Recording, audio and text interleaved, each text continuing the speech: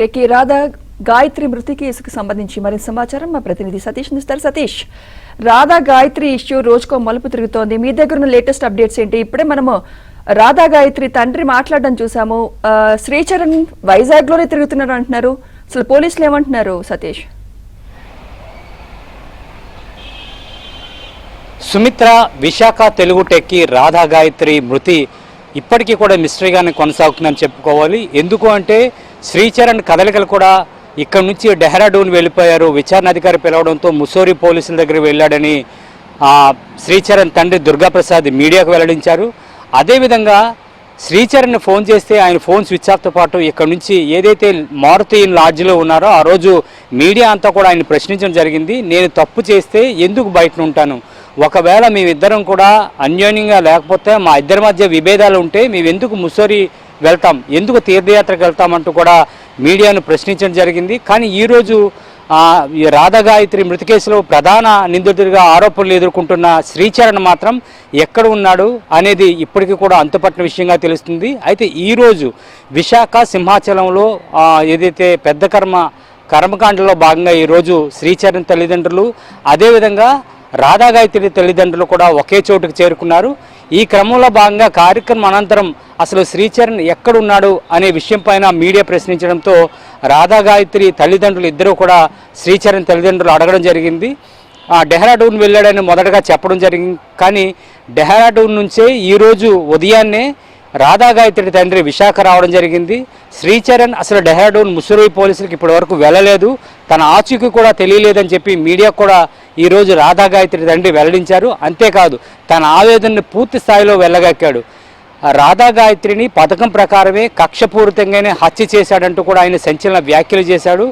రాధా గాయత్రిని హత్య చేసిన తన అల్లుడు శ్రీచరణ్ను సమాజంలో నలుగురు నడిచే నడి రోడ్డులో ఉరితీయాలంటూ కూడా ఆయన ఆవేదన భరితమైన ఆ యొక్క సంచలన వ్యాఖ్యలు చేయడం మాత్రం అందరినీ కూడా కంటతడి పెట్టింది. ఎందుకంటే తన బాధను ఎవరికి చెప్పుకోలేక, ఎందుకంటే ఒక పక్క ముస్సోరీలో పోలీసులు పట్టించుకోకపోవడం, అదేవిధంగా విశాఖలో కూడా పోలీసులు ఆయన నేరుగా రాధా గాయత్రి తల్లిదండ్రులు ఫిర్యాదు ఇచ్చినప్పటికీ కూడా ఇది తమ పరిధిలోది కాదు, తమ దర్యాప్తుకు కూడా మేము చేయడానికి ఎటువంటి వీలు లేదు, కేవలం ముస్సోరీ పోలీసులు దర్యాప్తుగానే చేపట్టినట్టే విశాఖలోని తమ వంతు సహాయం అందిస్తాం తప్ప ఈ కేసుకు సంబంధించి మేము ఎటువంటి దర్యాప్తు చేసే అధికారం మాకు లేదని కూడా సిపి శంకరాబాద్ బాక్షి కూడా చెప్పడం జరిగింది. అదేవిధంగా ఈరోజు పెందుర్తి పోలీసులను కూడా రాధా గాయత్రి బంధువులు వెళ్ళి కలవడం జరిగింది. ఎందుకంటే మొదటగా మనం చూసుకుంటే జూన్ 15వ తారీఖు ఘటన జరిగిన అనంతరం మీడియాతో రాధా గాయత్రి తల్లి సత్యవతి మాట్లాడడం జరిగింది.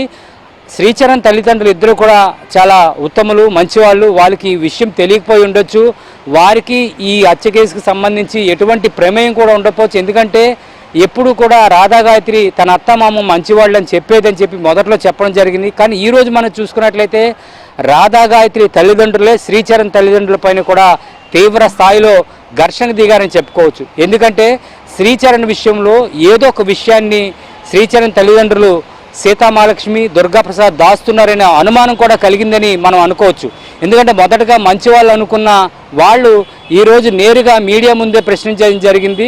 అసలు శ్రీచరణ్ ఎక్కడ ఉన్నాడు, మీరు అనుకున్నట్లుగా డెహ్రాడూన్ ముస్సోరీ పోలీసుల వరకు వెళ్ళలేదు, మీకు కాంటాక్ట్లో ఉన్నాడా లేదా అని అడిగేసరికి కూడా మీడియాకు కూడా శ్రీచరణ్ తల్లి సీతామహాలక్ష్మి కూడా ఎటువంటి సమాధానం చెప్పలేకపోయారు. ఎందుకంటే మొదటగా ఆమె డెహ్రాడూన్ వెళ్ళండి అని చెప్పడంతో మొదటగా మీడియా కూడా ఆమె మాటలు నిజమని నమ్మింది. కానీ ఎప్పుడైతే డెహ్రాడూన్ నుంచి ఈరోజు ఉదయమే రాధా గాయత్రి తండ్రి సుధాకర్ వచ్చారో ఆయన నేరుగా ప్రశ్నించారు, అతను అక్కడ లేడు, ఒకవేళ ఉన్నట్లయితే ఫోన్ చేసి నాతో మాట్లాడినంటూ మీడియా ముఖంగానే ఫోన్ చేసి మాట్లాడడంతో వెంటనే లైన్లోకి వచ్చిన శ్రీచరణ్ నేను ముస్సోరీలో ఉన్నానని చెప్పడం జరిగింది. కానీ ముస్సోరీలో మీరు ఎవరిని కలిశారంటే ఐఓని కలిశారని చెప్పండి. కానీ అదే సమయంలో అట్ ద స్పాట్లో అక్కడ వేరే వ్యక్తి ఎవరైతే రాధా గాయత్రి బంధువు వెంటనే వేరే ఫోన్లో ఐఓకు ఫోన్ చేయగా అసలు మాకు ఇప్పటి వరకు కూడా శ్రీచరణ్ కలవలేదని చెప్పడంతోనే అసలు మొత్తం ఆయన బండారం అంతా బయటపడిందని ఈ రాధా గాయత్రి తల్లిదండ్రులు ఆరోపిస్తున్నారు. ఎందుకంటే ఒకవేళ తప్పు చేయలేని వ్యక్తి అయితే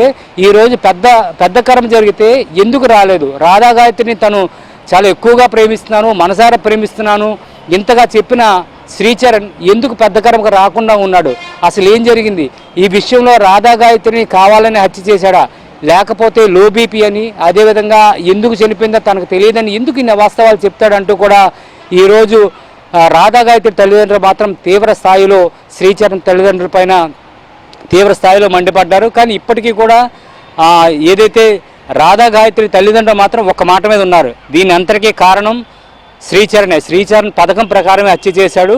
కానీ పోస్ట్ మార్టం రిపోర్ట్ వచ్చిన తర్వాతే అసలైన నిజాలు బయటపడతాయి. ఇది రావడానికి మరి కొన్ని రోజులు కూడా పట్టే అవకాశం కనిపిస్తుంది.